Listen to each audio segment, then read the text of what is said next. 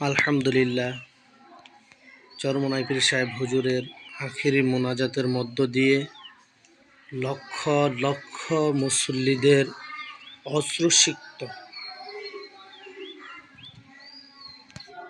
আমিন আমিন ধ্বনিতে শেষ হয়ে গেল চরমোনাই ঐতিহাসিক বাৎসরিক ফাল্গুনের মাহফিল।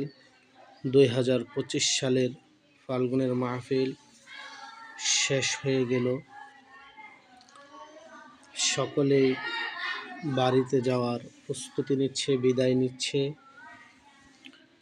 বিদায় মুহূর্তটা, বিদায় শব্দটা যদিও অনেক ছোট, কিন্তু এটা কতটা ভার, কতটা যন্ত্রণাদায়ক, কতটা কষ্টের শুধু তারাই বুঝে যারা বিদায় নেয় এবং বিদায় দেয়।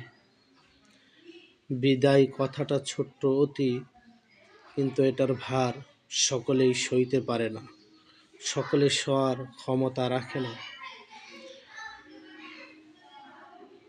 কলিজা ছিঁড়ে যায় বিদায় শব্দটা যখন কানে ভেসে আসে, আর সেটা তো আরো তীব্র কষ্টের হয়ে ওঠে যখন অনেকগুলো পরিচিত মুখ, কলিজার মানুষগুলো একসাথে থাকে আর চরমোনাইয়ের মাঠে একসাথে অবস্থান করার পরে একে অন্যের মধ্যে এতটা গভীর সম্পর্ক স্থাপন করে যেন কেউ কাউকে ছেড়ে যেতে মনে চায় না, ছেড়ে যাওয়ার জন্য কলিজাটা ছেড়ে যায়।